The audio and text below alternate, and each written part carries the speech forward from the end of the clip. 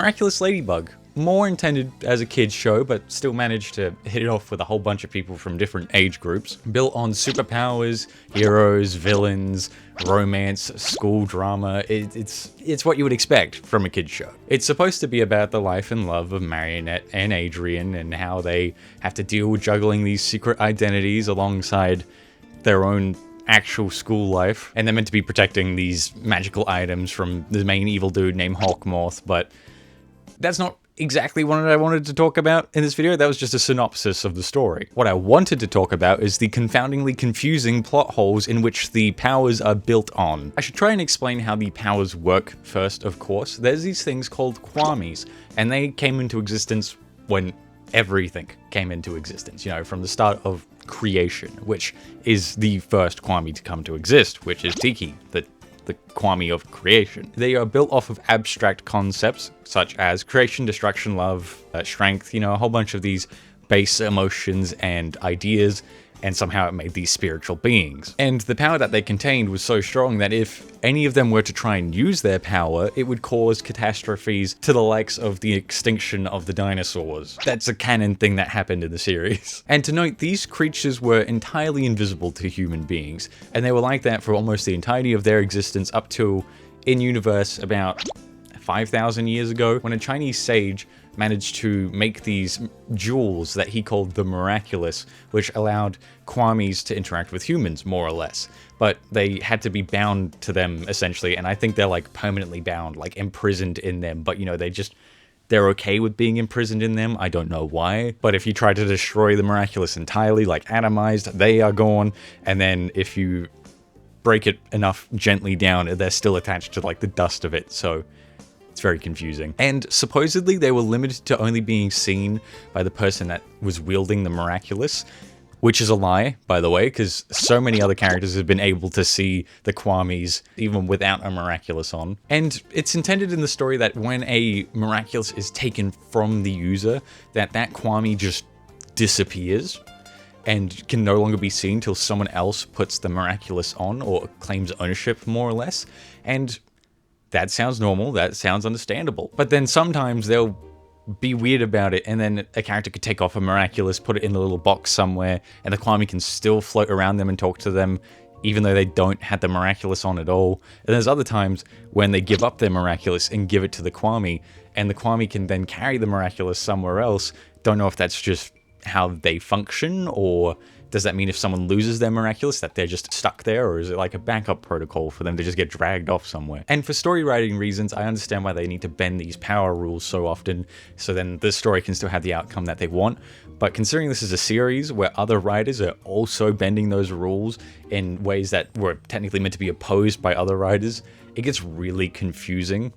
And I mean, you can kind of bend the rules without issue because they're kwamis, they're meant to be abstract constructs, so I guess they're forever changing anyway. The powers, on the other hand, they are something that I have a bone to pick with. You see, once a kwami is given to their wielder, the person that owns their Miraculous, they have a power set given to their owner, which is usually in relation to the abstract concept of what that kwami represents, as well as their animal design, because all the kwamis are based off of animals, or bugs, I guess, for some of them, which is weird to think about, actually. And they kind of are given this secondary form, which is best represented as a kind of superhero magical girl. For reference, we'll use the kwami of destruction, Plague. I mainly picked him because he's going to be talked about a lot in relation to his power. Plague is given to Adrian, the boy love interest of the series, and who's meant to be the secondary character, but doesn't even seem like that in the series, in all honesty. He's given to Adrian, and it allows him to turn into this black cat-themed superhero, which again has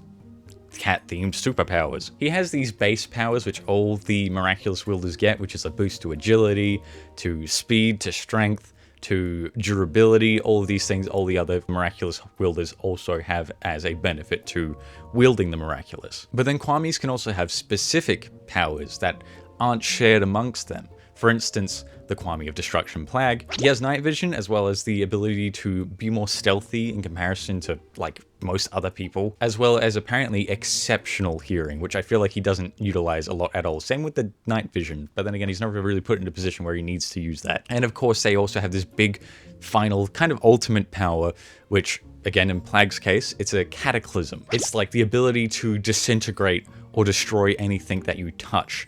And it can be anything from metals to organics, and it's completely based on what they are and whether or not they're living, if they disintegrate instantly or like corrode over time. Now, of course, the only issue with these ultimate powers is that, at least in the early seasons, they could only use it once before having a 5-minute timeout and then having to allow their kwamis to rest or to give them food to bring them up to power again. But then in comparison, adult wielders of the Miraculous are allowed to use their power a multitude of time, with the only caveat being that they feel a little bit weak if they go a little overboard with it, and they don't have to seemingly feed their kwamis after the usage of it, which is a little weird considering they had to do it after using their power once as teenagers. The reasoning is because the younger wielders of the Miraculous aren't physically capable of using their ultimate power over and over again without exerting themselves and potentially destroying themselves, as an adult body would be able to handle the strain that's put on it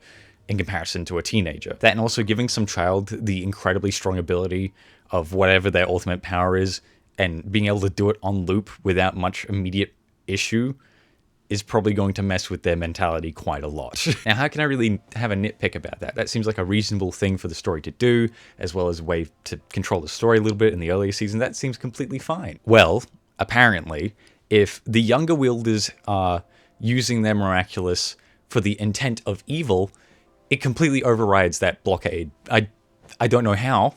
I don't know how being evil means that you don't have to listen to the rules of the Miraculous. I feel like they should be hard-coded in there. It's meant to be a hard set rule. I don't know how being evil just skips that entirely. But of course, there's also the question of, how does a Miraculous know whether or not its wielder is an adult? Does it go based off of their biological age?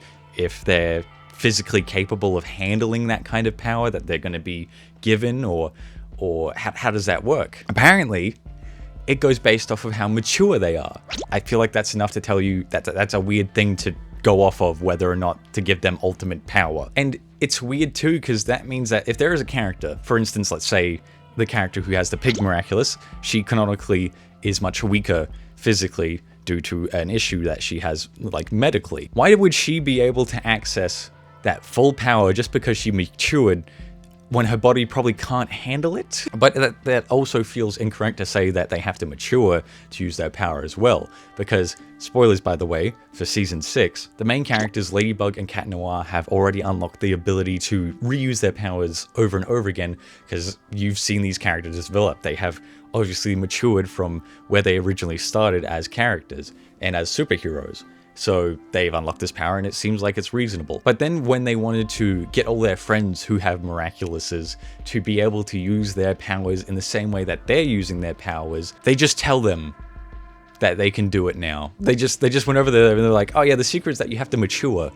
And then they just all unlock it somehow. Like, telling them to mature just did that. It makes no sense, and it gets even worse the further as I start to explain. There are characters that obviously have not matured at all, and they talk about them in Season 6, but they've already unlocked this unlimited use power. For instance, there is a character named Kim, who is given the Miraculous of the Monkey, which allows him to kind of transmute things into goofy things. It's usually stuff that you don't expect. And his character is not really mature by any definition. And it's not for his own sake or anything like that. He hasn't matured as a character or a person in general, and yet he's unlocked this power, which, you know, goes entirely against the established explanation as to how they're meant to have unlocked these abilities. But, you know, if they had dedicated episodes for each individual character to explain some part in their life that allowed them to mature, which they do, by the way. In the new season, there's quite a few episodes which lock in on these specific side characters on a point in their lives that might force them to become a better person and mature. They do that. You know, that would be a really good chance for them to kind of go between all these side characters and get them all to unlock their kind of essentially true potential as a hero, and then that would explain why they can use their power now. They don't do that. They already unlocked it. They unlocked it before that whole event even happened. These sideshow episodes are entirely just to fill out this character's plot points. It feels like filler at this point. Why didn't you just wait till these episodes to give them the matured ability. And there's like one for each of them, which is what makes it even worse. Because it looks like they were clearly planning on making them unlock this ability, but they were just like, one of the story writers at the start already made them unlock it just because they said so. Have fun everyone else who's writing stories, by the way, because they just ruined your entire plotline as to why your character needs to mature. But I'm getting a little off track there. That was spiraling. We have seen in past that users who have unlocked this constant ability to use their ultimate ability, either be it through maturing or, I guess, being evil, if they use their unique power over and over again, it causes their body to become weak. Like, even though you're only able to use it once as a teenager, obviously there was a reason they limited you to do that. You do it like over 6 to 8 times within the span of a day, you're going to be like on the brink. It's not going to be good for you. There is this one scene from this episode that I'm pretty sure from memory, I didn't write it down in my notes, it's called Dark Castle, where Marionette and Adrian are fighting this giant sentient castle thing, which looks really sick, by the way, very Shadow of the Colossus coded. Adrian has to get up to the top of the castle as Cat Noir. So you'd think he would use his cataclysm maybe once, maybe twice to get up there, and then use his little expanding stick to just go the rest of the length up there. He used his miraculous ability, from what I can remember, as like 28 times. I'll leave an actual number here with maybe a compilation of him doing it, but I'm almost certain that he went way overboard with it, and afterwards he felt no lashback from it. Now, of course, Adrian isn't exactly a normal human being per se, but that should not stop him from getting this weird thing happening to him that even the younger evil version of him had happened to him. So what's with the weird leveling here? You can't use your super ability more than once until you've matured. Then you have Kim.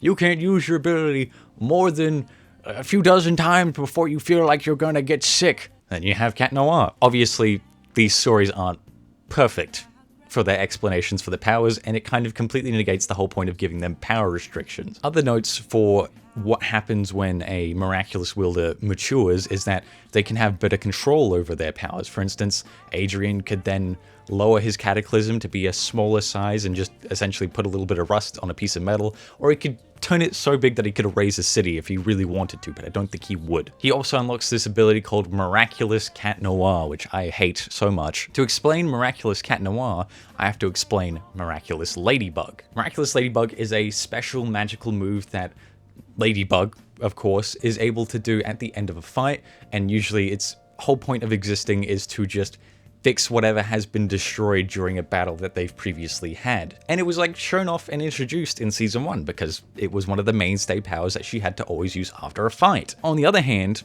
the Miraculous Cat Noir ability that Cat Noir can use didn't show up till season 6, so it's implied that he unlocked that after he matured. And what it does is that it will destroy anything that was created during a fight, even up to memories that they don't want there. Do you know how many times in the last 5 seasons that would have been useful to be able to destroy something that was created during the fight? Because I'll tell you what, you could just start a fight, interact with the big enemy before it popped up, and then you just do Miraculous Cat Noir and it's gone. Why don't you just do that? This can't be connected to maturing as a wielder realistically either, because why does Ladybug have access to it off bat when she gets her powers, but Cat Noir isn't? They're meant to be pretty much on the same power level when it comes to the age of the kwamis and how much experience they have, so why is Cat Noir not able to use his miraculous power when Ladybug does? And is it just limited to Ladybug and Cat Noir? Can every other miraculous wielder use this miraculous placeholder name ability, and what would that do? Now, another thing I want to quickly talk about as well is the use of multiple miraculous at once. We were told in story, and shown in story, that if you were to wield multiple miraculous at once and use their powers at the same time, it can cause you to get very sick very fast because you're using a lot of your energy to use all these abilities at once. And we see that via Hawkmoth. Hawktua. We see it through Hawkmoth that using a multitude of these things is bad for you physically. And yet, he still manages to use them, and then he reforges them into rings and has no problem using them all the time. And what's even more wild is he was still able to do that, and again, spoilers by the way, he is at one point hit by a cataclysm which is slowly disintegrating him, but he still continues using a multitude of miraculous, and you know what he does afterwards? He doesn't collapse in a bed or anything, he goes and makes pancakes.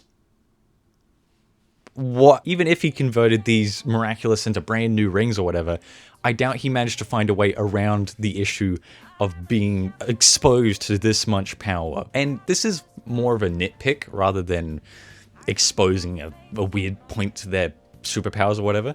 The main Miraculous of the story are the one of the ladybug, the one of the cat, the one of the peacock, and the one of the butterfly. Those are the main 4 Miraculous that always pop up throughout the story. And so, of course, they have a large range of superpowers in relation to them. They can do a lot more than what the other base Miraculous can. For instance, the main Miraculous, the ladybug can create items from nothing. It can restore, like, pretty much anything that's destroyed after a fight. And it can purify the kwamis, which are like the evil butterflies that give people superpowers and stuff in the series. Which is also weird, because why is that power? That power is only limited to Ladybug.